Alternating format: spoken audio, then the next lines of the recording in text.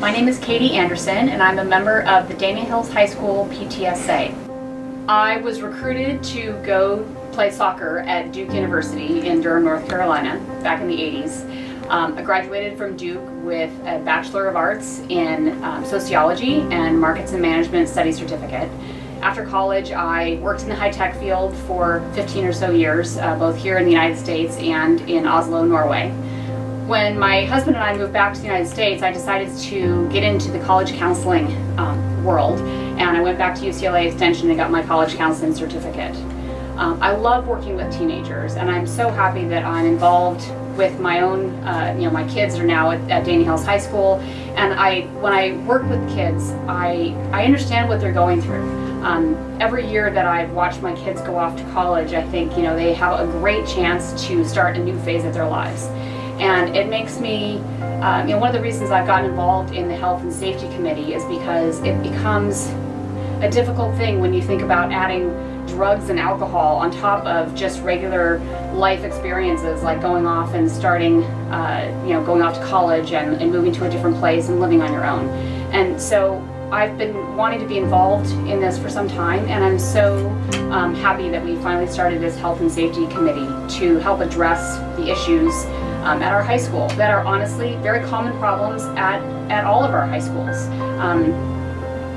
When, as a member of the PTSA, we were discussing the vaping issues that are going on this campus, and certainly the changes in the marijuana laws that happened on January 1st, 2018, it became apparent that we needed to be a proactive group of parents working together with the staff at this school to really make a difference.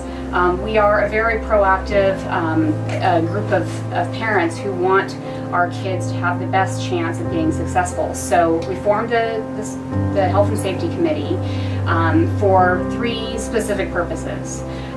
We wanted to make sure that we reduce the incidences of vaping and drugs and alcohol on our campus.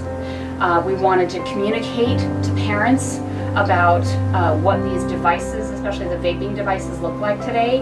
Just in the last year, those devices have changed dramatically in size. They've gone from being very recognizable, somewhat large devices that you had to hold in your hand and is hard to conceal, to now being very, very small devices that are very easy to conceal and make it very easy for kids to hide what they're doing from their parents.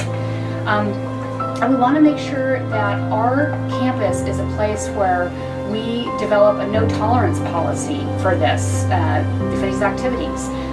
We don't want our kids, especially the kids who have no interest in participating in any of this, we don't want them to have to be in school, in class, and in a school environment where this is tolerated, and we want them to know that they have a way to stand up and create this shift in knowing that they can have a safe place, safe environment to learn and come to school. So those are really the goals of our committee, and we're taking lots of action to help parent education. We've got some presentations coming up that will be an important part of teaching parents about what's out there as of today, but knowing that this is going to be an ongoing process, and as the devices, vaping devices change, and as the technology changes, and as the drugs change, we want to make sure that that's an ongoing education process with parents. We also want kids to understand what it's like to live the life of a recovering addict.